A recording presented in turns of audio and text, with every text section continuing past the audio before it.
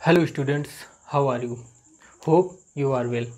आज हम लोग कुछ डिमांड्स चल रही थी कि क्लास 7 के 4th चैप्टर की कुछ बच्चे कर रहे थे, टीचर भी कर रहे थे। तो आज हम 4th चैप्टर का डिस्कशन करने वाले हैं, जिसमें हम आपको फुल डिटेल्ड बताएंगे कि 4th चैप्टर है एल्जेब्रिक एक्सप्रेशन, एक एल्जेब्रा क्या होता है इसके बारे में, है ना। तो देखिए, सीधे क्लास स्टार्ट करते हैं। सबसे पहले देखिए, मान लीजिए क्या लिखा है, 4 इंटू 1 माइनस 1, है ना, ऐसे लिखा हुआ है। फिर लिखा है 4 इंटू 2 माइनस 2, मतलब कि जब 4 में 1 का मल्टीप्लाई करता हूँ तो एक माइनस भी हो जा रहा है। जब 4 में 2 का मैं मल्टीप्लाई कर रहा हूँ तो 2 माइनस भी हो जा रहा है। जब 4 में मैं 3 का मल्टीप्लाई कर रहा हूँ तो 3 माइनस हो जाता है। जब 4 में मैं 4 का मल्टीप्लाई करता हूँ तो 4 माइनस हो जाता है। जब 4 में मैं 5 का मल्टीप्लाई करता हूँ तो 5 माइनस हो जाता है।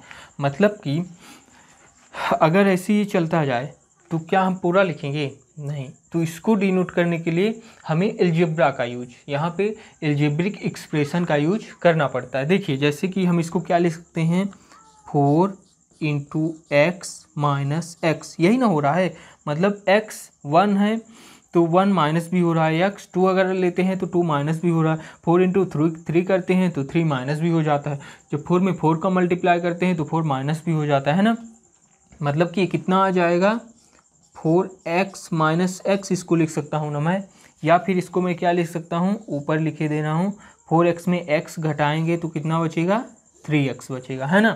तो देखिए, यहाँ पे अगर मैं x1 रखता हूँ, x जैसे कि यहाँ पे x इक्वल टू है ना, ये वैल्यू x में 1 रखता हूँ तो यहाँ पे कितना आता है, 4 1 जा 4 माइनस 1 3 आ रहा है ना।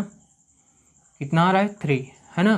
तो यहाँ पे अगर मैं x इक्वल टू 1 रखूँ, x इक्वल टू, है ना, x इक्वल टू 1 रखूँ तो कितना आ रहा है, 3 1 जा 3, 3 ही आ रहा है ना। और अगर 5 रखूँ तो 3 5 जा 15, देखिए 5 4 5 जा 20 माइनस 5 15 ही आया ना।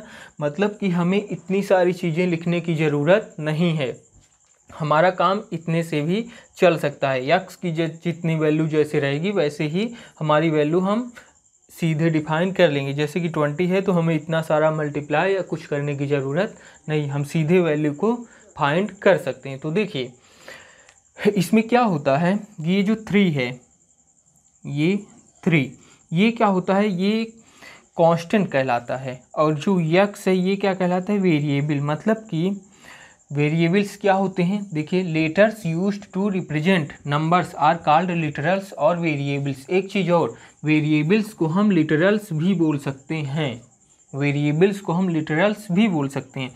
तो ये जो letters use to represent numbers, जो जिन लेटर्स का यूज हम करते हैं नंबर्स को रिप्रेजेंट करने के लिए, जैसे कि ये एक लेटर हो गया, या फिर मैं इसकी जगह ए लिख सकता था, बी भी लिख सकता था, सी भी लिख सकता था, कुछ भी लिख सकता था, है ना। तो जिनका यूज हम नंबर्स को रिप्रेजेंट करने के लिए करते हैं उसको क्या बोलते हैं, वेरिएबल्स बोलते हैं ना। और कांस्टेंट क्या होता है, कांस्टेंट होता है a symbol having a fixed numerical value, जिसकी फिक्स्ड न्यूमेरिकल वैल्यू होती है उसको हम कांस्टेंट बोलते हैं ना। जैसे कि 3 हो गया, जैसे कि 5 हो गया, जैसे कि 6 हो गया। मान लीजिए क्या लिखा हुआ है, डिटेल्ड हम पढ़ेंगे ताकि किसी भी बच्चे को या किसी को भी कोई प्रॉब्लम नहीं होगी। देखिए, मान लीजिए क्या लिखा है, P इक्वल टू रेक्टेंगल का पेरीमीटर होता है 2 इंटू लेंथ प्लस ब्रेथ, ये होता है। तो यहाँ जैसे जैसे हम लेंथ और ब्रेथ, मान लीजिए लेंथ कितनी है किसी चीज़ की, लेंथ 2 है, ब्रेथ कितनी है 1 है, तो ये कितना होगा perimeter, P equal to 2 into 2 plus 1, मतलब 2 इंटू 3 होगा ना, 6। जैसे ही हम इसको अगर 3 करेंगे, इसको 2 करेंगे, इसको 4, इसको कुछ भी, मतलब 5, इसको 1, तो जो भी बढ़ाएँ घटाएंगे तो ये भी बढ़े या घटेगा, है ना। तो देखिए, हमें यहाँ पे किसका यूज, ये क्या है जो मैं समझाना चाह रहा था, ये एल बी और पी, ये क्या कहलाते हैं, एल बी और पी कहलाते हैं हमारे वेरिएबल्स, है ना। वेरिएबल्स क्यों कहलाते हैं? क्योंकि हम इनका यूज किस में कर रहे हैं? लेटर्स, ये लेटर्स है ना, इनका यूज हम कर रहे हैं किसको रिप्रेजेंट करने के लिए? नंबर को रिप्रेजेंट करने के लिए। जो भी हमारा नंबर होगा उसके अकॉर्डिंगली ये चेंज होता जाएगा, है ना। तो ये क्या होंगे? वेरिएबल्स कहलाते हैं। और ये जो 2 है फिक्स्ड न्यूमेरिकल वैल्यू क्या कहलाती है? कांस्टेंट कहलाती है। इतनी चीज़ आपको समझ में आ गई होगी। अब हम पढ़ते हैं एल्जेब्रिक एक्सप्रेशन क्या होता है। तो देखिए, a combination of constants and variables, combination constant और वेरिएबल का connected by the fundamental operation plus minus multiplication and division is called an algebraic expression. मतलब कि जो क्या रहते हैं, कॉम्बिनेशन, जो कॉम्बिनेशन होते हैं कांस्टेंट और वेरिएबल का, जो कनेक्टेड रहते हैं किससे? प्लस माइनस मल्टीप्लाई और डिवीजन से, है ना। तो देखिए, जैसे कि लिखा हुआ है 2x प्लस 3, इसमें बताइए कौन सा कांस्टेंट है, कौन सा वेरिएबल है? तो ये हमारा क्या है? ये हमारा वेरिएबल कहलाएगा। और ये जो फिक्स्ड न्यूमेरिकल वैल्यू है क्या कहलाएंगे? कांस्टेंट कहलाएंगे, है ना। मतलब जैसे जैसे हमारा x चेंज होगा वैसे वैसे ये भी नंबर्स चेंज होते जाएंगे, है ना। फिर एक चीज़ और, मान लीजिए लिखा हुआ है क्या? 5x प्लस 3y प्लस 2, ये लिखा हुआ है, ठीक। तो देखिए, ये जो 1 2 3 है ना, मतलब कि प्लस माइनस से जुड़े हुए हैं, तो ये एक टर्म प्लस माइनस से जुड़े रहते हैं, तो ये क्या कहलाता है? ये पद कहलाता है। हिंदी में, इंग्लिश में इसको टर्म बोलते हैं ना। ये 1 टर्म, 2 टर्म, 3 टर्म। इसमें कितने टर्म है? 3 टर्म है। मान लीजिए क्या लिखा हुआ है? सिर्फ 5x लिखा है, तो ये मतलब कितने टर्म है इसमें? सिर्फ 1 टर्म है ना। फिर मान लीजिए लिखा है 5x प्लस 2, ये इसमें कितने टर्म है? 1 टर्म, 2 टर्म, है ना। मान लीजिए लिखा है 5x माइनस 2y प्लस 3, इसमें कितने टर्म है? 3 टर्म है ना। तो ये टर्म आपको समझ में आ गया होगा। और ये एल्जेब्रिक एक्सप्रेशन क्या होता है? वेरिएबल्स कांस्टेंट क्या होते हैं, है ना। अब देखिए, अब आगे चलते हैं।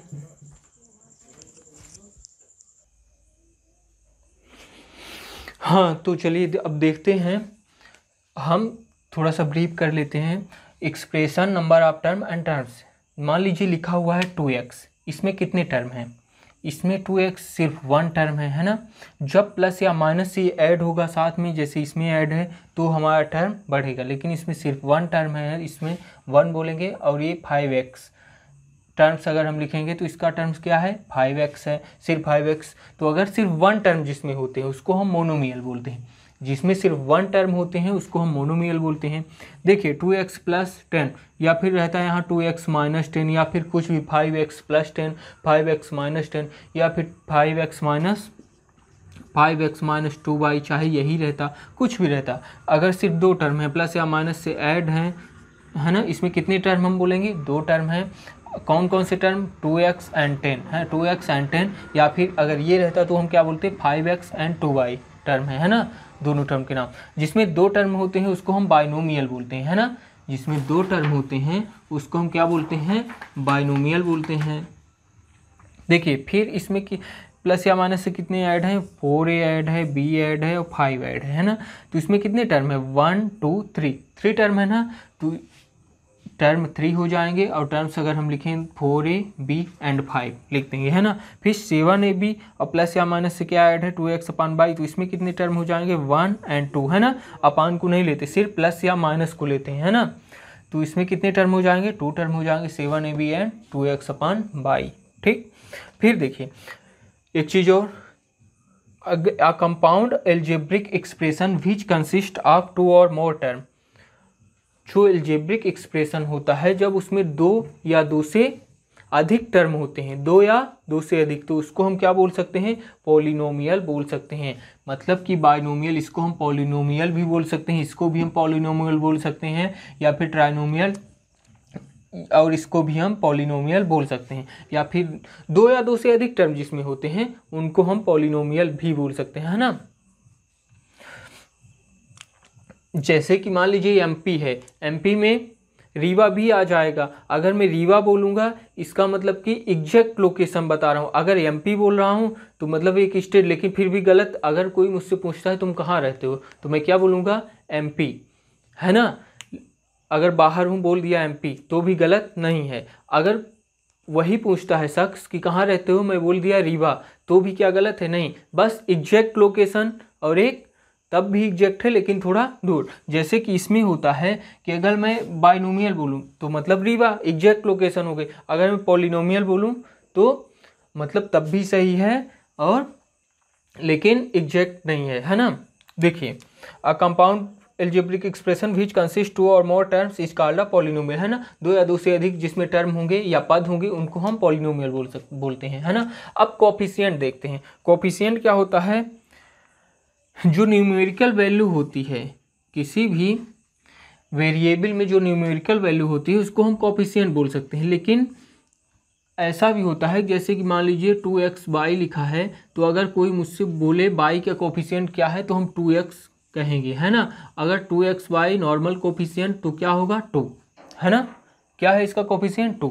अगर लिखा है 5/3 x बाई, इसका कोफिशिएंट क्या है 5/3। ठीक, इतनी चीज़ें आपको पता चल गई। अगर इसमें कोई कोफिशिएंट पूछे क्या है b में, तो इसमें सिर्फ b है ना, -b, तो 1 इंटू तो कर सकते हैं, मतलब इसका कोफिशिएंट 1 है ना। ठीक, इसमें 2x/बाई में क्या है कोफिशिएंट 2 है ना। 7ab में क्या है कोफिशिएंट 7 है। अगर कोई पूछे b का कोफिशिएंट क्या है तो आप बोलेंगे 7a। ठीक है ना। अब देखिए, अब हमें इतना पता हो गया कि जो जो बेसिक था उतनी चीज़ें मैंने आपको इसमें बता दी। फिर भी देख लेता हूँ अगर कुछ छूट रहा है जो बताना चाहिए। अब इसके बाद हम सीधे एक्सरसाइज पे जाने वाले हैं।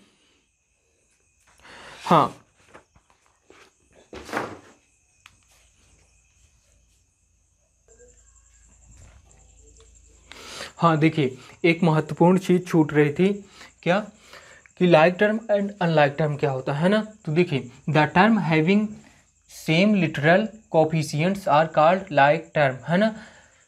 सेम लिटरल कोफिशिएंट्स, लिटरल को और क्या बोलते हैं, वेरिएबल बोल सकते हैं, है ना। जिनका सेम वेरिएबल होता है उसको क्या बोलते हैं, लाइक टर्म बोलते हैं। सेम वेरिएबल का मतलब, अगर देखिए इसमें x बाई है, 5x बाई है और -4x बाई है और -8x बाई है या फिर 3/2x बाई है ना। देखिए, the term having same literal coefficients are called like term, मतलब कि लाइक टर्म क्या होता है, जिसके सेम लिटरल कोफिशिएंट, लिटरल को हम वेरिएबल भी बोलते हैं, तो जिसमें सेम वेरिएबल होते हैं उसको हम लाइक टर्म बोलते हैं ना। सेम वेरिएबल, वेरिएबल क्या होता है ये मैंने आपको बता दिया। ठीक, जिनके माध्यम से हम नंबर्स को रिप्रेजेंट करते हैं, है ना। तो देखिए, इस जैसे कि लिखा है x बाई, यहाँ पे 5x बाई, -4x बाई या फिर -8x बाई, 3/2x बाई। तो इसमें वेरिएबल क्या है या फिर लिटरल्स x बाई हैं। इसमें लिटरल्स क्या हैं, इसमें लिटरल्स क्या हैं, x बाई हैं। इसमें क्या है, x बाई लिटरल है। इसमें क्या लिटरल है या फिर वेरिएबल x बाई है, इसमें भी x बाई। तो मतलब कि कांस्टेंट चाहे जो हो, अगर वेरिएबल हमारा सेम है, लिटरल हमारा सेम है, तो हम उसको क्या बोलेंगे, लाइक टर्म। तो अगर इन सभी को कोई पूछे तो ये क्या है, लाइक टर्म है ना, है ना। और फिर देखिए, या फिर पी क्यू है या फिर 7pq -5pq -8/9pq। तो इसमें भी देखिए वेरिएबल क्या है, पी क्यू, मतलब सेम है ना, वेरिएबल या लिटरल सेम है। तो फिर ये भी क्या होगा, ये इसको भी मैं बोल सकता हूँ आर लाइक टर्म। ओके, अब देखिए अनलाइक टर्म क्या होता है, the terms which do not have same literal coefficients, मतलब जिसमें क्या हो, सेम लिटरल कोफिशिएंट, मतलब वेरिएबल ना हो। देखिए, जैसे कि इसमें ए बी है coefficient variable, sorry a b है वेरिएबल, इसमें ए है वेरिएबल, इसमें ए सी है, ए और सी है वेरिएबल, है ना। तो मतलब सेम नहीं है ना, तो ऐसे टर्म क्या कहलाते हैं, अनलाइक टर्म कहलाते हैं। जैसे कि 2x बाई है, 2/z है, 2x/z है, तो इसमें x बाई z x/z अलग अलग हैं तीनों, इसलिए क्या होगा, सेम नहीं है। अगर सेम वेरिएबल नहीं है तो ये अनलाइक टर्म होगा। ठीक है, तो हमने बेसिक इस वीडियो में कर लिया है। अब अगले वीडियो में हम 4.a एक्सरसाइज करने वाले हैं। तो ठीक है, मिलते हैं।